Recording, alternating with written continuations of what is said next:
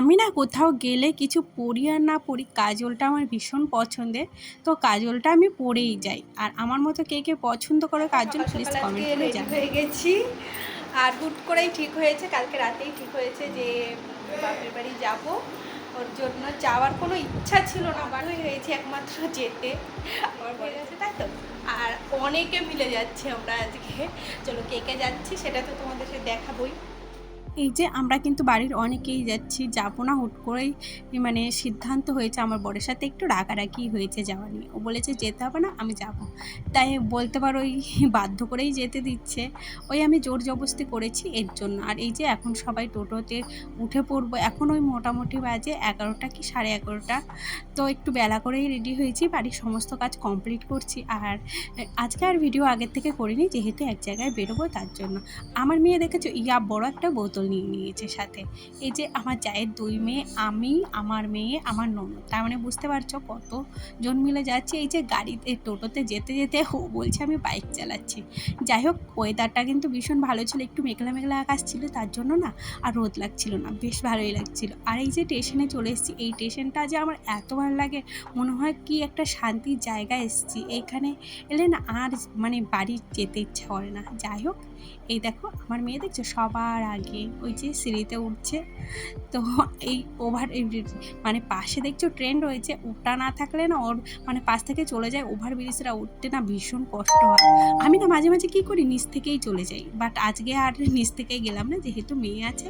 আর এই দেখো বলতে বলতে ট্রেনও চলে এসছে। আর ট্রেনে উঠে বাপরে বাপ, আজকে দাঁড়ানোরই জায়গা ছিল না, এতটা ভিড় কি জানি কেন।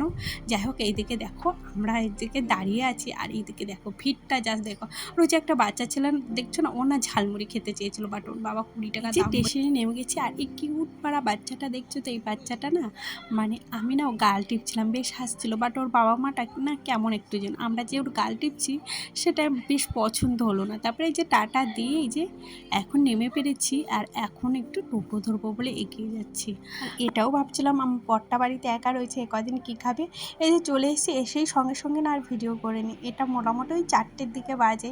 তো বাড়ি এসে আমি খুব একটা ভিডিও করি না, যেহেতু আমার বাড়ির লোক যতই হোক ও না, ওরা না একটু অন্য টাইপের পছন্দই করে না ভিডিও করতে। যাই হোক, সবার মন মতো তো আর সব কিছু হয় না। তারপরে এই যে ছাদে এসেছিলাম, ছাদের ওয়েদারটা যা সুন্দর লাগছিল না।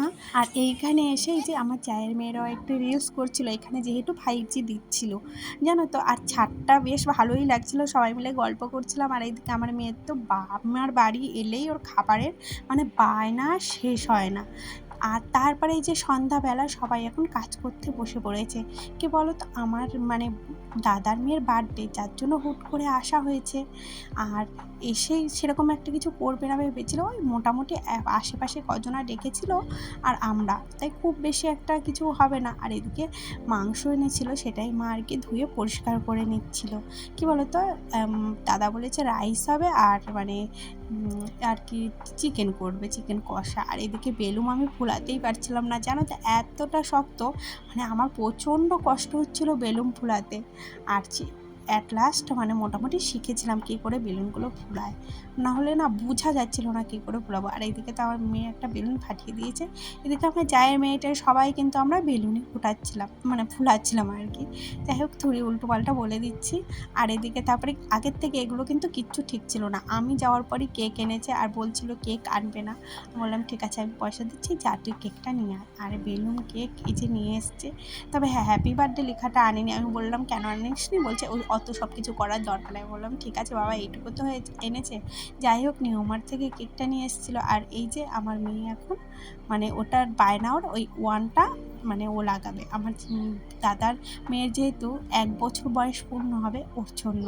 যাই হোক, এইদিকে দেখো কেকটা কিন্তু দারুণ লাগছে। এটা না পরে মানে আমার ফুটেজটা নেওয়া গেছে। আর এদিকে না ওরা কাল থেকে রাত থেকে জ্বর, তার জন্য ও না আর একদম মানে বিরক্ত হয়ে যাচ্ছিলো, কত কষ্ট করে যে জামাটা পরিয়েছি। আর এদিকে ওকে এত বোঝানো হচ্ছে, এই দেখো কেক কাটবে কাটবে, ও কেমন যেন করছিল জানো তো। আসলে শরীর ভালো না থাকলে যা হয় জানো তো। আর ছুরিটা পেয়ে তো ভীষণ খুশিই ছিল। যাই হোক, এইদিকে এই যে মানে রাজিই হচ্ছিল না ও কেকটা কাটবে, মানে কেকটা কী করে যে কাটাবো সেটাই আমরা ভাবছিলাম। এই দেখো পাশে আবার ফোন চালানো ছিল, তো ও দেখে ওটা আবার হাসে, তো ওই দেখো কাটবেই না। শেষে এই যে আমরা কি করব সেটাই ভাবছিলাম কি করে। আর এদিকে তো আমরা সবাই মোটামুটি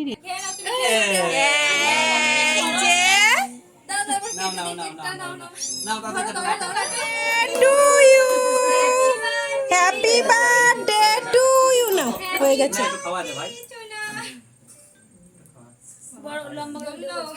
করছিস ঠিক আছে, আমার কাছে নিয়ে নিস। একবার টেস্ট হয়ে গেলে তারপর গপা গপা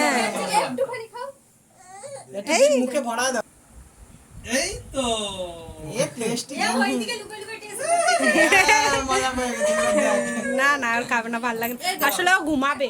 অনেক কষ্টে কেকটা কাটা হয়েছে। আর কেকটা খেতে কিন্তু দারুণ। আমার মেয়ে আবার আমাকে একটু হাতে এনে দিল। আমি বলছি এ ভাই খাবি? ও বলছে না তুই খা। যাই হোক সত্যি বলছি কেকটা দারুণ ছিল, কিন্তু আমার এমনিতেই চকলেট ফ্লেভারের কেক ভালো লাগে।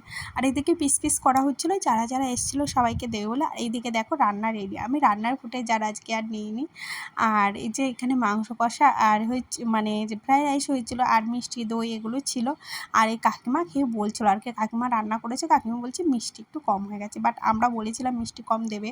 এই যে সবাই মিলে খেতে বসে নিয়েছিলাম। আজকে আর কোনো ফুটেজ নেওয়া হয়নি জানো তো। ভিডিওটা শেষ করা হয়নি তো, কালকে মানে শুয়ে পড়েছিলাম, অনেকটা রাত হয়ে গেছিলো। তো আজকে আমি ভিডিওটা শেষ করছি। আর প্লিজ প্লিজ একটু সাবস্ক্রাইব করে সবাই পাশে থাকো। আর ভালো লাগলে ভিডিওটা প্লিজ প্লিজ একটা করে লাইক আর শেয়ার করতে কিন্তু অবশ্যই ভুলো না। তো আবার একটা নতুন ভিডিওতে দেখা হবে। তো আজকের মতো টাটা।